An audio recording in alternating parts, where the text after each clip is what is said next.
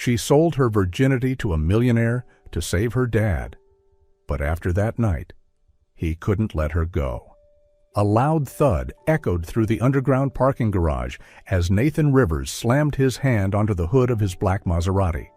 His eyes burned red, his jaw clenched, and his fingers trembled with rage. The image of Chloe, his fiancée, locked in a passionate kiss with another man, a colleague from their company, still played in his mind like a cruel, looping tape. He didn't need an explanation. The scene was enough. The woman he trusted with his heart had betrayed him. She didn't love him. She loved his title as CEO, his money, his world. "You're all the same," he growled into the silence. Fury surged through him as he yanked open the car door and hit the gas, sending the tires screeching across the polished cement floor. He didn't drive to his Beverly Hills penthouse, nor to Rivers Food Tech, the tech food empire he built from scratch, now worth over $600 million. Instead, he headed toward a rundown bar tucked away in a shadowy corner of downtown LA, a place no executive would ever be caught dead in. Nathan wasn't much of a drinker. It had never been his way of handling pain. But tonight was different. He wanted quiet, and a glass of something strong enough to silence the ache in his chest. He pulled out his phone and called Ethan, his best friend and CFO. "Bro, what's up? It's late," Ethan answered groggily. "Chloe, I saw her with someone else." A heavy silence dropped between them. "Damn, I told you, man. That woman's trouble." Nathan gave a bitter chuckle. "You're always right. And me? I keep believing in this thing called love. What a fool." "Where are you?" "Sunset Bar, South Side." "I could come, but we've got that board meeting early." "Don't bother. I'm good. Just needed..." Silence. "You sure?" Nathan sighed. "I did everything to make her happy. Gave her everything, and yet she betrayed me just for money." Ethan said nothing. Nathan ended the call and leaned back against the bar's worn wooden booth, eyes staring at the old, cracked ceiling. A single tear fell, quiet and fast. He wiped it away before it reached his cheek and lifted the glass of whiskey. Tonight, he wanted peace. But fate had other plans. And while Nathan drowned himself in whiskey, questioning how love could vanish so easily, somewhere else in the same vast city, a young woman was wrestling with fate, willing to trade her pride for the fragile thread of life still holding her father close. Two souls, two wounds, and one unexpected night that would bring their worlds crashing together. Faith Delgado stood at the hospital pharmacy counter in San Diego, her fingers clenching the prescription paper like it held the weight of the world. Her heart sank as she read the bold numbers on the bill: medication for her father's leukemia, a combination of chemo pills and infection control drugs. The cost was unthinkable. She had prayed that insurance would cover it, but her father, a self-employed taxi driver, had no real benefits. She bit her lip, fighting back tears, and walked slowly out the door. "Faith, you're back?" Her father, Armando Delgado, greeted her weakly as she pushed open the door to his hospital room. His face was pale, his body fragile. Still, he tried to smile through the pain. "I brought you some soup," she replied, forcing a smile of her own. "I'm not hungry," he murmured. "You have to eat, Dad. You can't keep throwing up on an empty stomach." He only sighed. Faith didn't want him to see her cry. She placed the soup on the table and stepped into the hallway, where no one could see her break. Pressing her palms against the cold wall, she exhaled in ragged sobs. Every day felt like a war, and she was running out of fight. That evening, in the tiny apartment she shared with her stepmother Lucinda, they counted the last of their savings. "We have maybe a couple weeks left," Lucinda said with a sigh. "Unless a miracle happens?" Faith didn't reply. She knew. Miracles rarely visit the poor. The next morning, she sought out her best friend, Mira, a front desk worker at a high-end spa downtown. "Mira, You said you might help me find a job. Is there anything at all? Mira hesitated. Yes, but you won't like it. As long as it's not illegal, I'll take it. Mira looked her straight in the eye. Escort work. You dress up, go to dinner, talk with men. Sometimes things go further. Faith froze. Mira? No one forces you to sleep with them, but if you do, the money's huge. One night equals 3 months of my paycheck. Faith stood. She wasn't someone who gave in easily, but her father's pain haunted her every second. Slowly, she sat back down. Do you know anyone? Yes, but one rule. You don't get to choose clients. Old, drunk, creepy. You say yes. Faith nodded. For my dad, I'll do it. I can't let him die because I was too proud. Mira held her hand. I hate this, but I get it. Please, just don't lose yourself. And don't blame yourself later. Faith said nothing. That night, Mira texted. He agreed. Tomorrow, 9 p.m., Wilshire 7-Eleven. Wear a white dress. He'll pick you up. Faith didn't sleep. She stared at herself in the mirror for hours. She wasn't the same girl anymore, not the business honors student she used to be. She was a desperate daughter with nowhere else to go. I'm sorry, Dad, she whispered. This is the only way. Los Angeles was colder than usual that night. The wind sliced through the streets, whipping at Faith's thin white dress as she stood in front of the Wilshire 7-Eleven, exactly as instructed. Her watch ticked to 9 p.m. She was trembling, not just from the cold, but from fear. Raw, unfamiliar fear. A black SUV pulled up quietly beside her. The window rolled down. The man inside sat in shadows, but his eyes, tired and detached, locked onto hers. Faith? She nodded. Get in. She climbed into the back seat without a word. Her heart pounded so loud it felt like the whole city could hear it. She'd never done anything like this. And now she was riding with a stranger, heading toward an unknown place, unseen by anyone. The SUV glided through empty streets, then turned up a private hill road that led to a massive estate tucked into the Beverly Hills hillsides. The gates opened automatically. Everything felt distant, expensive, dangerous. Faith was led into a grand living room, warm with soft golden lighting. Abstract art lined the walls, and designer furniture filled the space.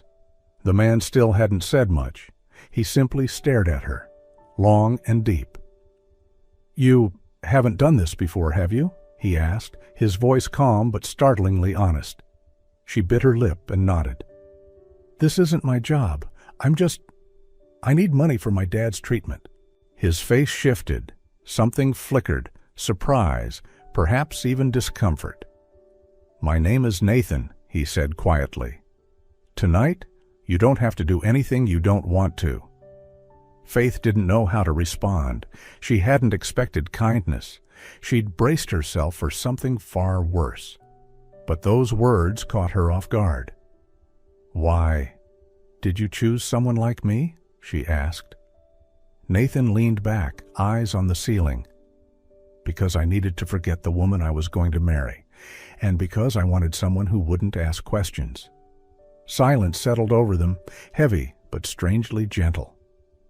Do you still want to stay? He asked. Faith nodded. I need the money. I'm here for my dad, not for me. He studied her, then stood. Go rest. Your room is upstairs. No one will bother you. And me, I just need to sleep. Faith hadn't expected this, but when she stepped into the guest bedroom and closed the door behind her, the tears came.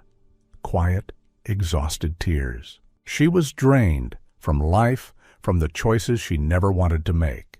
The next morning, she awoke still in her wrinkled white dress, head foggy. She tiptoed downstairs, hoping to leave unnoticed. But on the table sat an envelope. Inside was a thick stack of cash and a note that read, No one should have to trade themselves to save someone else. But you did, and I respect that." Faith stepped out into the morning sun, unsure of what she felt. It wasn't shame like she had feared. It was something else, something strange, a kind of ache.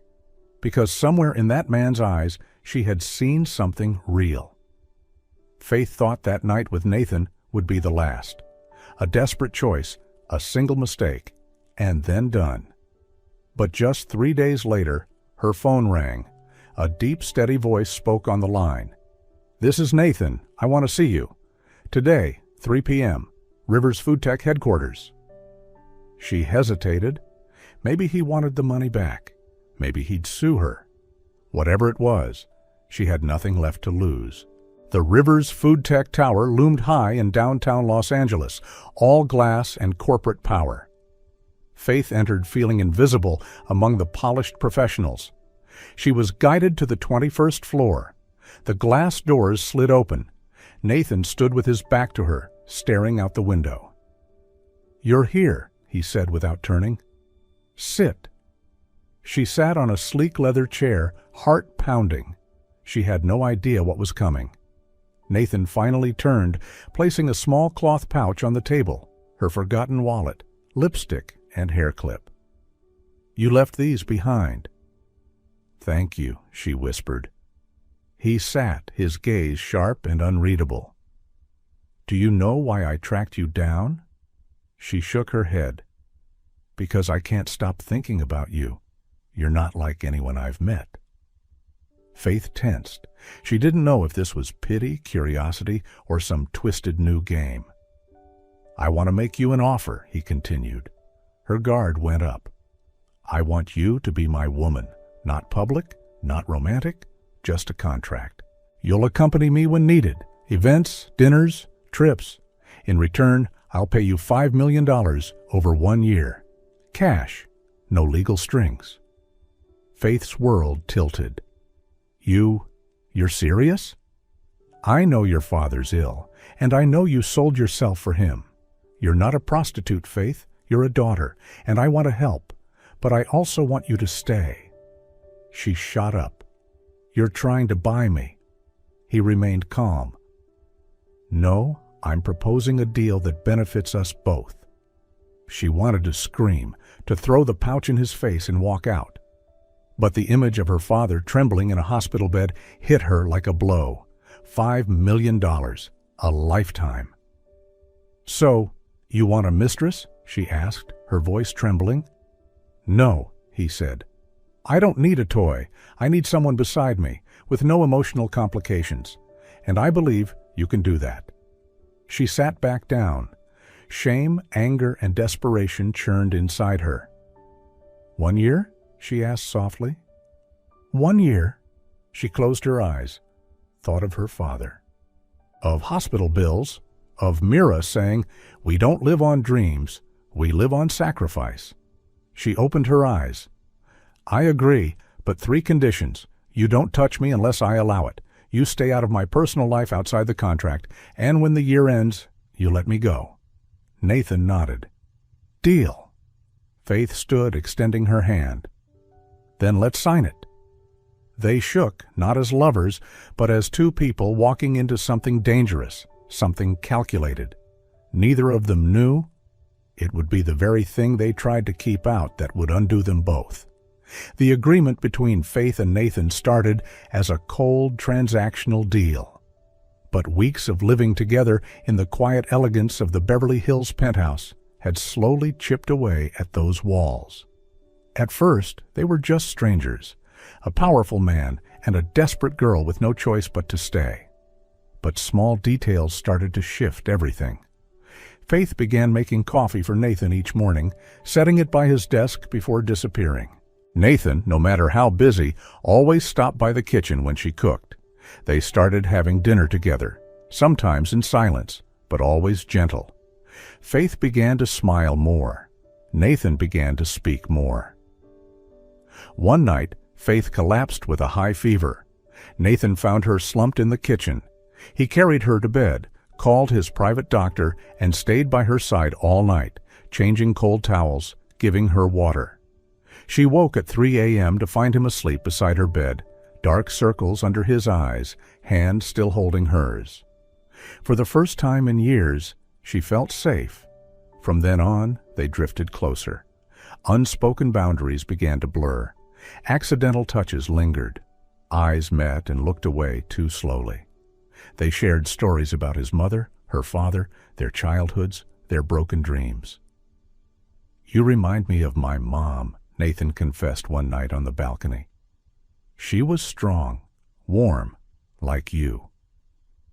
Faith didn't know whether to feel honored or heartbroken, because her heart, quietly, slowly, had begun to lean toward him too. Then came the night it rained. Nathan took her hand. "Can we forget the contract? Just for one night?" he asked. She didn't speak. She just nodded. And that night, there was no agreement, no money, no conditions. Just two fragile souls finding comfort in each other's arms.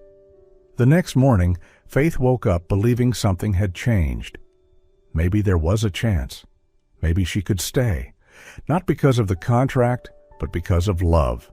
But all that hope shattered within minutes. 3 days later, at a gala in the Grove Hotel, Faith accompanied Nathan. She wore the blush-colored dress he picked for her. Her hair was up, her smile radiant. People looked at her with admiration, mistaking her for Nathan's official partner. She went to the restroom to fix her makeup, and fate was waiting. Chloe, golden-haired, red-lipped, perfectly dressed. She looked into the mirror, met Faith's eyes, and smiled like a cat with a mouse in its claws. "You must be Faith," she purred. "Nathan has good taste." Faith stiffened. "He told you I'm out of the picture, didn't he?" Chloe stepped closer. "Well, surprise. We're still engaged, and," she placed a hand gently over her stomach, "I'm pregnant with his child." Faith froze. The air left her lungs. Her knees weakened. "You're lying," she whispered. "Am I?" Chloe smiled cruelly. "He's weak. He'll always come back to me. And once this baby is born, you'll be a memory. A contract girl, nothing more." Faith's mind spun. Her heart slammed against her ribs. She couldn't breathe, couldn't think. Her world blurred into noise and color and pain. She stumbled out of the restroom. The gala lights were too bright, the music too loud, the air too thick. She didn't confront Nathan, didn't ask. She packed her things that night, her heart shattered in pieces. She left a handwritten note. "I'm not the one you need. Take care of your child, and thank you for showing me what love almost felt like." Then she walked away. No calls, no tears, no goodbye. Faith left Los Angeles without looking back. She didn't cry, didn't beg, didn't call out for anyone.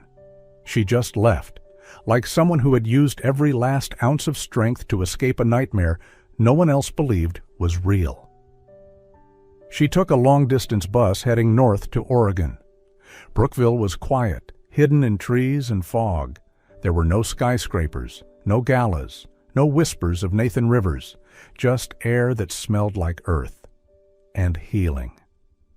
Faith arrived empty-handed, with a worn-out body and a shattered heart. She thought she had hit rock bottom, but only a few weeks later she found out she was pregnant. She sat frozen in the bathroom for nearly an hour, clutching the double-line test. She didn't cry. She didn't scream like in the movies. She just trembled, staring blankly at herself in the mirror. How can I be a mother? How can I raise a child? Alone? Lucinda didn't ask many questions. She simply took Faith's hand and said, "If you want to keep it, I'll be with you. If you don't, I won't leave you either." Faith chose to keep it, not because she felt forced, but because, when she placed her hand over her belly, she felt something alive, something that needed her. A week later, she visited the clinic for a checkup. The ultrasound tech smiled gently. "Miss Delgado, congratulations, you're having twins." Faith froze. "I'm sorry. What did you say?" "A boy and a girl, strong heartbeats. Everything looks good." She placed her hand over her stomach, and her throat tightened. In that quiet ultrasound room, tears streamed down her face, not out of fear, but because, for the first time in a long time, her heart felt full. 2 lives, 2 gifts from fate, 2 reasons to keep breathing. She named them Lucas, meaning light, and Liana, meaning life. From that moment on, Faith no longer lived for herself. Every choice, every breath, every sleepless night belonged to her unborn children. She never reached out to Nathan, not a single message, not one phone call. He didn't need to know. She didn't need him to know, because she didn't want her children to grow up in the shadow of pity or reluctant duty. The months that followed were brutally hard. Faith took a job as a waitress at a small diner at the edge of town. Each day she walked nearly 2 miles on foot. She had no car. Sometimes it rained, and she'd wrap herself and her growing belly in an old raincoat, stepping through puddles without complaint.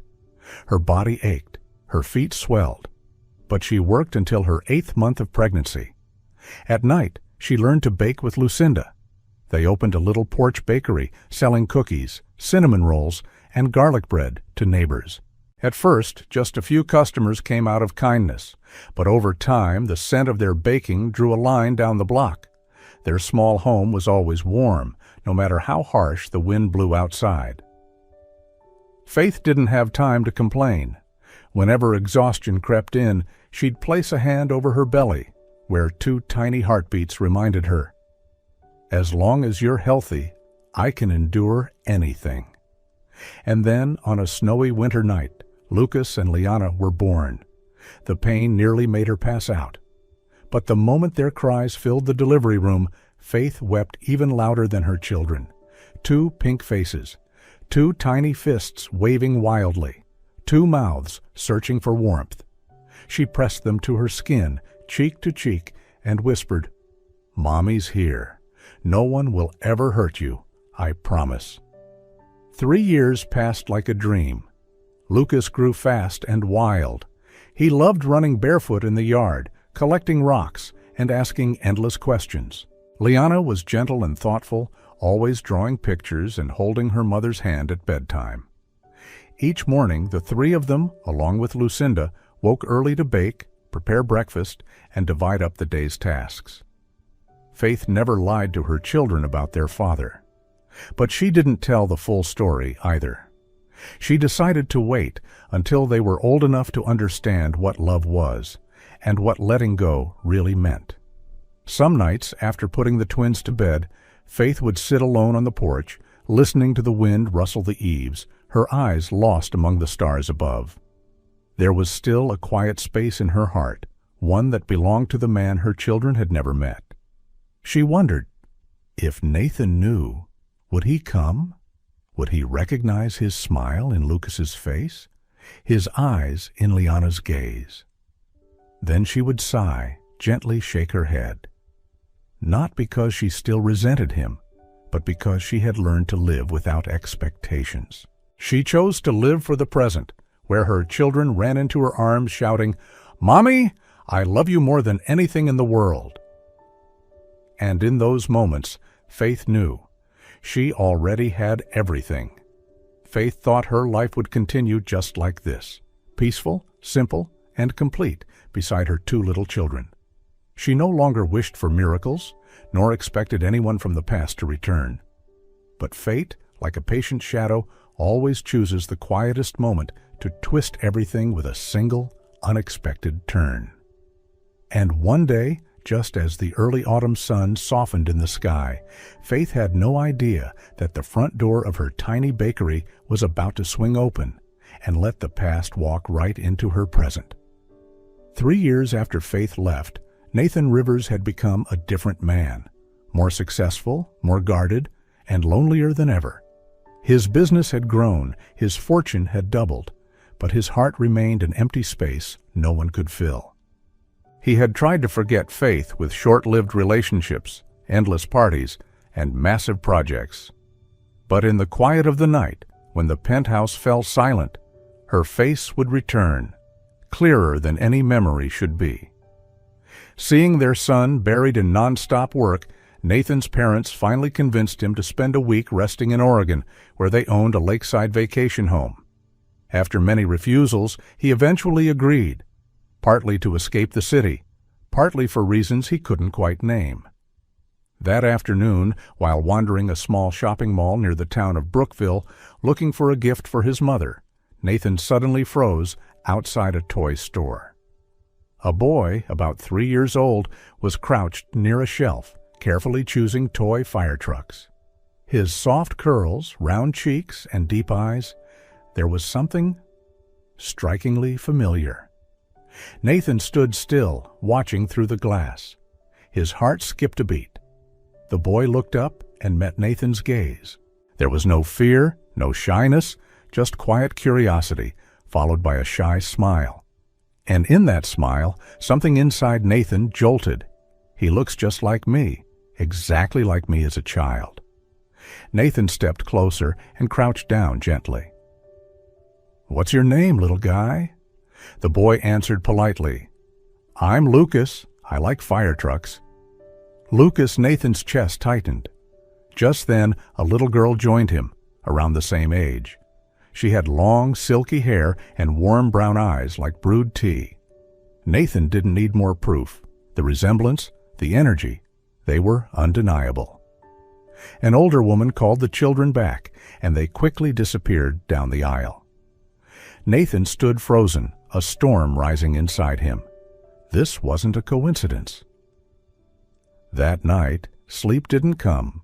Faces, expressions, gestures, they looped through his mind like film reels. He contacted a local investigator and asked for information about the two children. Within a day, he received a name: Faith Delgado, owner of a small bakery in Brookville. The message hit him like a punch. The next morning, Nathan arrived at the bakery just as it opened. The small shop was warm and inviting, filled with the smell of sweet pastries. Through the window, he saw a woman carefully arranging cookies on a tray. Brown hair tied up, a familiar posture. Gloved hands moving with care. His heartbeat thundered in his chest. Faith looked up. Their eyes met. She froze. The tray tilted slightly in her hands, a few cookies dropping onto the counter. "Nathan?" Her voice trembled like a breeze in winter. He stepped closer. "It's me. I came to find you." In that moment, time stopped. The past came crashing into the present, washing over both of them. Faith's expression twisted with shock, pain, and disbelief, as if all the memories she had tried to bury for 3 years had surfaced with a single glance. Why didn't you tell me?" His voice cracked. "About Lucas and Liana?" Faith looked down. Words caught in her throat. "I didn't know if you'd want to know," she said, voice barely audible. "Back then, I thought you had chosen your new family. I didn't want to interfere." Nathan went still. "You thought I'd abandoned my own children?" Faith swallowed hard. "No, I just thought maybe you didn't need them.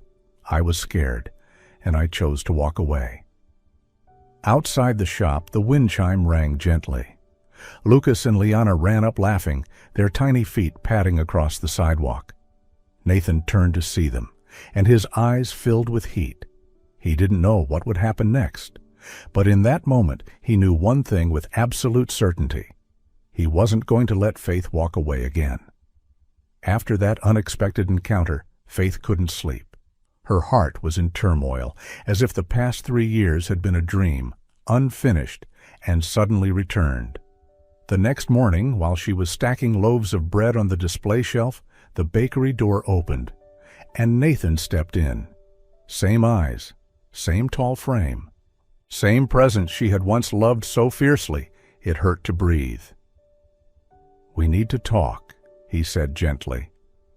Faith nodded, leading him to the back, a small kitchen corner where morning sunlight filtered through the window, casting their silhouettes on the old brick wall.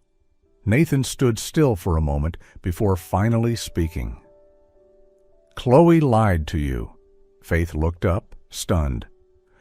She showed up at that hotel uninvited. We had broken up long before I ever met you, and she was never pregnant. His voice dropped. I was furious when I found out later, but by the time I went looking for you, you were gone. No one knew where you were. You didn't reply to messages. I thought I had lost you forever. Faith clenched the hem of her apron, her eyes welling with tears. I believed her, she whispered. I thought I was just a passing chapter in your life. I was scared of being a burden to you, scared our children wouldn't be wanted. Nathan stepped closer, eyes filled with pain. Faith, you were never a burden, and the children, they're my own flesh and blood. I missed 3 years of being a father. Do you know what that feels like? Faith's tears fell. Lucas and Liana, she choked out. They're my everything, but I never forgot you. Every time I look at them, I see you, in the way they smile, the way they look at me. Nathan reached for her hand, for the first time in years. I love you, Faith. I haven't been able to love anyone else in 3 years. No one could ever replace you, and no one can replace Lucas and Liana. I don't want to start over with just you. I want to start over with all 3 of you. Slowly, he knelt down. From his coat pocket, he pulled out a simple yet elegant silver ring. Will you marry me? Not out of obligation, but because you're the only woman I want to rebuild my life with. And being with your children would be the greatest gift this life could ever offer me. Faith covered her mouth, trying to stifle the sobs. She had never imagined this day would come. She had accepted living the rest of her life as a single mother, expecting no one to return, hoping only for peace.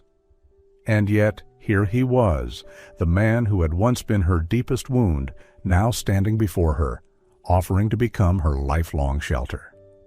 She nodded, through tears. Yes, I will. Nathan pulled her into his arms, holding her tightly, afraid that if he let go, she would disappear again, just like 3 years ago. By the kitchen window, Lucas and Liana peeked in through a crack in the door, holding hands and whispering, Mommy's crying. Maybe she's happy. And they were right. For the first time in years, Faith cried, not out of pain, but because true happiness had finally found its way back home. A few days after the proposal, Faith decided it was time to tell the twins the truth. She sat down in the living room, holding Lucas and Liana's hands, her heart racing as if she were becoming a mother all over again. Nathan sat beside her, his eyes gentle, quietly waiting. My loves, Faith began, her voice trembling slightly. There's something I want to tell you, something very special. Lucas blinked.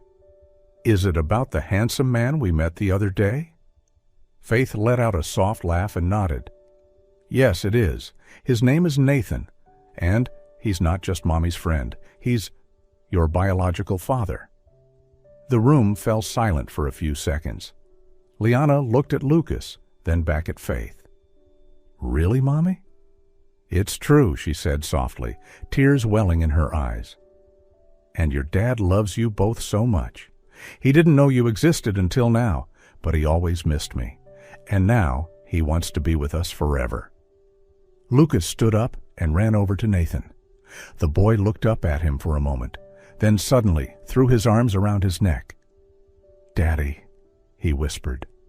Nathan wrapped him tightly in his arms, tears streaming down his face. His hands trembled as he pressed Lucas to his chest, as if trying to make up for every day he had missed. I've waited my whole life to hold you, he whispered. Liana followed, hugging them both. Faith couldn't hold back her tears. Her heart felt as though it were melting. Her family, finally, was whole. Word reached the Rivers family quickly. At first, Nathan's parents were shocked, but when they met Faith and their 2 grandchildren, they cried with joy. She's the reason our son changed, Nathan's mother said, and now we understand why. They welcomed Faith with open arms and no conditions. Lucas and Liana instantly became the stars of every family conversation, from decorating their new rooms to planning their first birthday celebration with their grandparents. For a few weeks, their lives felt suspended in gentle joy, each day more ordinary, but more sacred than the last. 2 months later, the wedding took place in a small countryside church nestled in the peaceful fields of Brookville. Faith wore an ivory gown, walking down the aisle to gentle music, while Nathan, the man she once believed was part of her past, stood waiting with steady, loving eyes. Lucas was the ring-bearer, and Liana held a basket of petals, both dressed in white, their cheeks rosy and eyes gleaming with happiness. The ceremony was simple, yet deeply emotional. There was no fancy wine, no celebrity guest list, only family, friends, and a love that had once been tested to its core, now reborn and unshakable. With the support of Nathan's family, Faith's small bakery was transformed into a growing local brand. Still, she kept the old oven in that first little kitchen, the one where she had baked her first batches with tears and hope. Now she baked not just to survive, but to remember the days she thought she would never know love again. Nathan gradually stepped away from his corporate role, spending more time with his family. Evenings reading with the kids, Sunday mornings baking with Faith, quiet holidays by the lake. All of it became the most treasured part of his life. One autumn afternoon, as the family played in the backyard, Faith sat quietly, sipping warm tea, watching her husband and their children laugh under the golden sunlight. She smiled, her heart light as the early breeze. Nathan called out from across the yard, "Faith, you know what? True love can lose its way, but it always finds a way back." She nodded, her eyes glistening. "I know, because I watched it return and stay." As their children's laughter echoed through the golden light, Faith closed her eyes, resting her head against his shoulder. Finally home,